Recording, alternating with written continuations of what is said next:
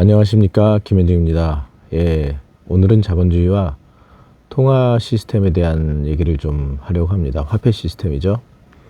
여러분들은 실질적으로 예전보다 지금이 더 힘들다는 느낌을 많이 가지실 겁니다. 왜 그럴까요? 이거는 자본주의와 통화량의 그 근본적인 원인이 있습니다. 무슨 엉뚱한 소리냐라고 할 수도 있지만, 여러분들은 자본주의는 화폐 시스템에 의해서 움직인다는 얘기를 많이 들어보셨을 거예요. 그런데 이 화폐 시스템의 기본은 인플레이션입니다. 인플레이션의 기본은 뭐냐면 통화량이 증가하는 시스템이고요. 통화량이 증가한다는 것은 기본적으로 화폐의 양이 늘어난다는 것을 의미합니다. 여러분은 연방준비위원회에서 가장 이상적인 그 기준금리를 인플레이션을 연간 2% 정도로 얘기하는 걸 많이 들으셨을 겁니다.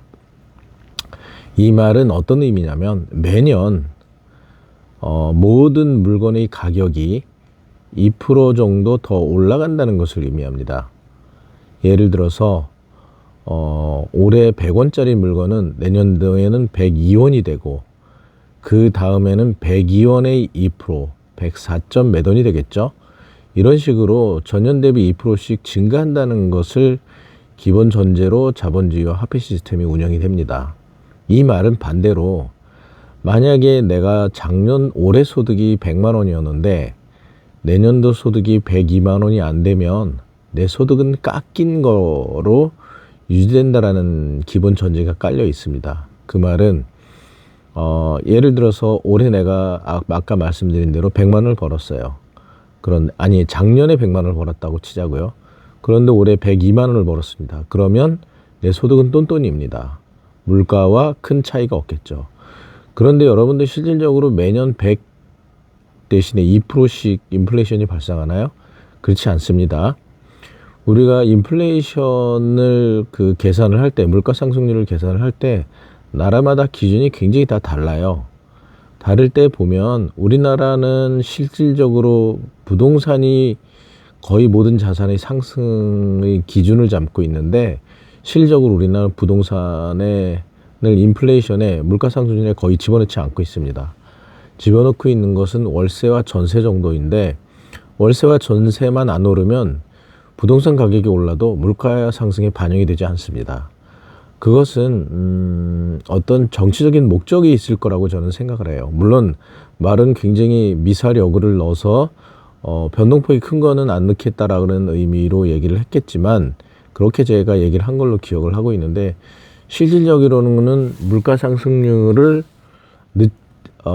국민들한테 보일 때 안 오르는 것처럼 보여주고 싶은 목적이 더 크다고 생각합니다. 그런 걸 어디서 느꼈냐면 이번에 한국은행에서 통화량을 너무 많이 늘렸다고 하니까 그러면 ETF에 대한 항목은 빼겠다라고 얘기하는 것처럼 본인들이 듣기 싫은 소리를 들으면은 짜증을 내고 기준을 바꾸려고 합니다. 그리고 이것은 각 나라마다 다른데 각 나라마다 다 똑같은 것 같아요. 그러면 기본적으로 그들이 원하는 건 뭐냐면 물가 상승이 막 일어나길 원합니다. 왜냐하면 물가가 오르면 국가의 세금이 더 많이 늘어납니다. 왜냐하면 물가가 오른다는 것은 가격이 오른다는 거기 때문에 가격이 오르면 거래할 때마다 받아들이는 부가세도 늘어나고요. 평가 금액도 늘어나기 때문에 세금도 더 많이 과세됩니다. 물론 그거를 세금을 내는 사람들은 불편할 수 있겠죠. 하지만 국가가 국민을 그렇게 신경 쓰진 않아요. 특히 고위 공무원들은 그분들이 돈을 버는 게 아니잖아요. 그분들은 급여를 어디서 받습니까? 정부로부터 받습니다. 정부는 어디서 돈을 받나? 세금을 거두면 돼요. 무조건 많이 거래하고 무조건 가격 올리고 무조건 세금 거두면 세금을 거는 사람은 편하죠. 단지 내는 사람이 힘들 뿐입니다. 그러면 누가 힘들죠? 국민들이 힘들어요. 그러면 오르던 말던이 아니라 오르면 오를수록 국민은 힘들지만 오르면 오를수록 누가 좋아요? 정부와 고위 공무원들이 당연히 좋을 수밖에 없습니다. 왜냐하면 실질적으로 돈이 필요하면 물가를 올려서 더 많이 거두면 되거든요. 세금을 걷고 나눠 가지면 됩니다. 그래서 우리가 가끔 그런 얘기들을 합니다. 돈도 벌어보지 못한 것들이 오히려 더 난리다. 맞는 얘기예요. 그분들은 생산적인 활동을 거의 특별히 안 한다고 생각하시면 됩니다. 물론 본인들은 생산적인 활동을 한다라고 얘기를 하겠지만 실질적으로는 생산적인 활동은 물건을 생산하고 판매하고 하는 사람들이 생산적인 활동을 하는 거지, 세금을 걷는 사람들이 생산적인 활동을 하는 건 아닙니다. 세금을 걷고 나라 걷는 것들은 항상 자신들이 무언가를 벌어들여서 세금을 충족하는 것이 아니기 때문이에요. 그러니까 무조건 세금을 걷고 자기네끼리 나눠 갖고 하니까 마음 편하죠. 왜? 뭐 이 사람들이 가격이 오르면 그냥 세금을 더 걷으면 되니까. 그래서 물가가 올라가는 걸 좋아하는 겁니다. 그래서 물가가 안 오른 것처럼 얘기를 하고, 물가가 많이 오르면 세금을 더 많이 걷으면 좋죠. 그런데 물가가 많이 오르면 어떤 일이 벌어지나요? 물가를 진정시키기 위해서 물가 상승률을 떨어뜨리는 행동을 하라고 국민들이 요청을 합니다. 그게 중앙은행들이 할 일이에요. 중앙은행은 보통은 물가 관리가 그 제일 목표입니다. 그런데 한국은행 같은 경우도 물가가 오르면 통제를 좀 해야 되잖아요. 뭘로 통제하나요? 주로 금리 인상으로 통제를 하게 됩니다. 그러면 어떻게 될까요? 물가가 너무 과하게 오르는 걸 통제할 수 있습니다. 그러면 현실적으로 물가가 많이 올라서 세금을 많이 걷으면 좋은데, 물가가 좀 올랐다고, 많이 올랐다고 금리를 올려서 물가를 떨어뜨리면 본인들에게 이로울까요? 해로울까요?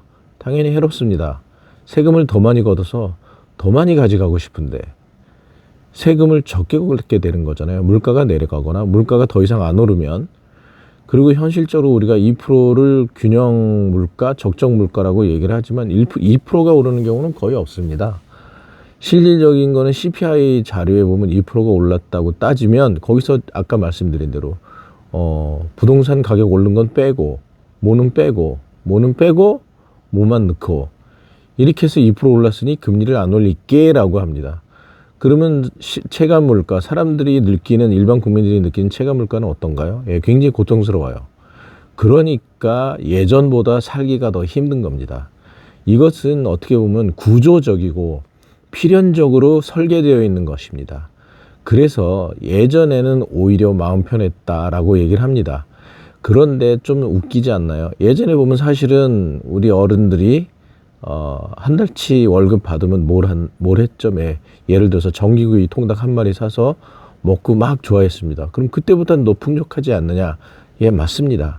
그때보다는 풍족합니다. 그런데 역설적으로 왜 풍족해졌을까요? 다른 상품들이 저가에 많이 들어왔기 때문에 풍족해진 것이고요. 구매 물가 지수는, 그러니까 구매 지수는, 구매 능력은 더 떨어진 겁니다. 그거는 간접적으로 얘기하면 부동산 같은 경우에 기본적인 그 필수재 같은 경우는 더 사기가 힘들어지는 겁니다. 말 그대로 다른 치킨 같은 것들은 더 많이 먹을 수 있지만 집은 살 수 있기가 더 힘들어지는 거죠. 그래서 그 차이가 나는 겁니다.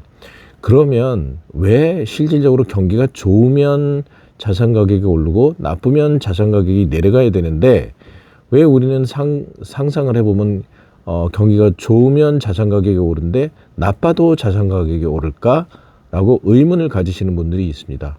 그런데 실제로 경기가 좋아도 자산 가격이 오르고요, 나빠도 오릅니다. 누군가는 이 얘기를 하면 그것은 버블이라고 얘기를 하지만, 그 버블은 버블이다가 아니라 그 버블은 정부가 받쳐줍니다. 정부가 받쳐주면 버블은 터지지 않고요, 영원히 지속이 가능합니다. 실질적으로 여러분들, 우리가 그 시중의 통화량이 늘어나는 방법은 수출을 통해서 늘어나는 고전적인 방법이 있고요. 그것은 정상적으로 우리가 어떤 물건의 경쟁력이 다른 나라보다 강할 때 일어나는 현상입니다. 그러면 우리 물건을 전 세계에서 불티나시듯이 사가지 가면 통화량이 늘어납니다. 달러든 기축통화가 엔화든 위안화든 들어와 갖고 우리가 더 많은 통화량이 늘어나기 때문에 경쟁력이 강해져서 성장을 통해서 어떤 물건 가격이 오르게 되고 사람들이 다 화폐가 늘어나게 되는 현상이 일어납니다. 그런데 경쟁력이 없는데도 화폐가 늘어나는 현상이 있어요. 그건 뭐냐면 경제가 디플레, 그러니까 나빠지니까 통화량을 일부러 찍어냅니다. 이런 경우가 경쟁력이 없는데도 통화량이 늘어나는 경우가 생기는데요. 이럴 경우는 어떻게 될까? 예, 이 돈도 눈이 달린 것처럼 안전한 곳을 찾아갑니다. 그게 어디죠? 예, 자산이라는 거예요. 주로 주거용 부동산, 필수재이기 때문이죠. 요즘은 상가 같은 데 돈이 잘 들어가질 않아요. 왜냐하면 필수재가 아니기 때문에 언제든 사람들이 필요가 없으면 수익이 없기 때문에 상가 같은 데 돈이 들어가지 않습니다. 하지만 주거용 부동산은 어떤가요? 예, 반드시 살아가야 되기 때문에 그곳에 돈이 들어갑니다. 또 하나, 사람들은 경기가 나빠지면 나빠질수록 저수지에 물이 빠지면 빠질수록 어떻게 되나요? 예, 한 군데로 모이는 경향을 보입니다. 왜? 그곳에 인프라가 모여 있고, 또 하나 교육도 모여 있고, 일자리도 모여 있고, 하다못해 병원 같은 인프라도 모여 있습니다. 그러다 보니까 희소성이 더 강해지는 거죠. 개발을 하는 곳일수록 사람들이 더 몰려드는 현상을 보이게 됩니다. 그래서 자본주의는 경기가 좋아도 자산이 오르고 나빠도 자산이 오릅니다. 통화량을 늘려놨기 때문에 결국엔 모든 것의 기준은 통화량입니다. 통화량을 계속 늘리면 그럼 좋아지냐? 예, 명목으로는 좋아집니다. 실질료는 나빠질 수가 있죠. 그럼 실질은 뭐냐? 예를 들어서 우리가 환율 같은 경우에 과거에 100원, 작년도에 100원이었는데 1달러에, 올해는 1달러에 90원이다. 그럼 10원의 가치가 하락한 거죠. 이것이 실질입니다. 그러면 작년에 똑같은 가격을 아파트를 100원에 샀고 올해도 100원에 샀으면 실질적으로 똑같은 100원의 가격이 아니냐라고 할 수 있지만, 만약에 환율에 작년도에 1달러에 100원이었는데 올해 1달러에 90원이면 실질적으로 10%가 실질로 하락한 것이 됩니다. 가격은 똑같다 하더라도 환율에 따라 그 실질 소득이 하락하는 것으로 되죠. 그러면 우리가 예전에 태어난 사람보다 뒤에 태어난 사람들이 실질적으로 살기가 더 빡빡한 게 되는 겁니다. 그래서 경쟁력이 떨어지면 우리가 그 환율 쪽에서 문제가 생기는 것이죠. 그래서 경기가 나쁠 때마다 우리는 무슨 짓을 하냐면 경쟁력을 높이는 것이 아니라 통화량을 늘리는 짓들을 합니다. 이렇게 해서는 사실은 원칙적으로 안 돼요. 그런데 왜 이런 짓을 하냐? 경기가 나빠지는 것을 보여주기 싫은 거죠. 5년 동안 통치를 하거나 4년 동안 통치를 할 때 그 사람들은 자기가 통치한 단기간에 대한 것만 평가를 받습니다. 실질적으로 이번 연도 혹은 내년도에 경기가 좋아지는 것은 지금 경기를 잘 만들어서가 아니라, 환경을 좋게 해서가 아니라 오래전에, 과거 5년 전 혹은 10년 전에 어떠한 바탕을 깔은 것이 지금 현상으로 나타나는 것이기 때문입니다. 그러니까 실질적으로 올해나 이번 연도에 경기가 좋은 것은 과거의 어떤 액션에 의해서, 과거의 어떤 환경에 의해서 좋아지는 것이지 지금에 의해서 좋아지는 것은 별로 없습니다. 그만큼 큰 플랜을, 계획을 세우고 국가의 미래를 설계하는 정치인들이 거의 없어요. 뭐 특정한 몇몇 빼고, 한 특정한 몇몇이 아니라 저는 개인적으로 봤을 때 한 사람 빼고는 그렇게 짜는 사람이 없다고 생각합니다. 그러면 실질적으로 지금 뭐 환율이 오르는 것도 지금 담당하는 사람의 영향이 너보다 과거의 사람의 영향이 더 크냐라고 물어봤을 때 저는 일부분은 맞다고 생각하고 일부분은 틀리다고 생각합니다. 그러면 그 얘기는 뭐냐? 기본적으로 우리가 2022년도, 2023년도에 금리를 미국이 올릴 때 따라 올리지 못했습니다. 왜 그랬냐면 둔촌주공 무너지는 거 보고 그거를 살리겠다고 통화량을 풀고 특례보금자리 같은 대출을 늘리고, 그러면 그거는 누구 잘못이냐? 윤석열 대통령과 그때의 한국은행 총재의 잘못이라고 저는 생각을 하고요. 그럼 지금은 어떠냐? 지금도 사실은 금리를 올리고 통화량을 긴축을 해야 됩니다. 그러면 누구 책임이냐? 예, 지금 한국은행 총재의 똑같은 사람이죠. 그 사람의 책임이라고 생각을 합니다. 대신에 그 사람은 걱정을 하는 게 있겠죠. 예, 부동산이 하락할까 봐 걱정하는 겁니다. 다른 게 아니고, 그 두 번째는 금융기관이 파산할 것을 또한 걱정합니다. 하지만 나는 이런 걱정이 결국엔 더 큰 문제를 만든다고 생각합니다. 과거에 2022년도에 만약에 둔촌주공을 문제를 시켰으면 제2금융권은 몰라도 제1금융권이 무너지거나 그러진 않았을 거예요. 하지만 지금은 어떨까요? 더 큽니다. 예, PF 대출의 금액도 크고요. 파급 효과가 더 큽니다. 그러면 앞으로 이걸 계속 놔두면 어떨까요? 이게 더 커질 거예요. 나중에는 손도 못 댈 겁니다. 그러면 어떻게 되나요? 예, 스스로 무너지는 현상이 일어날 거라고 저는 생각을 합니다. 예, 오늘은 자본주의와 통화량에 대해서 왜 과거보다 지금이 더 살기 힘든 것인가에 대한 얘기를 했고요. 그럼 앞으로 어떻게 될 것인가? 앞으로 살기가 더 힘들어질 겁니다.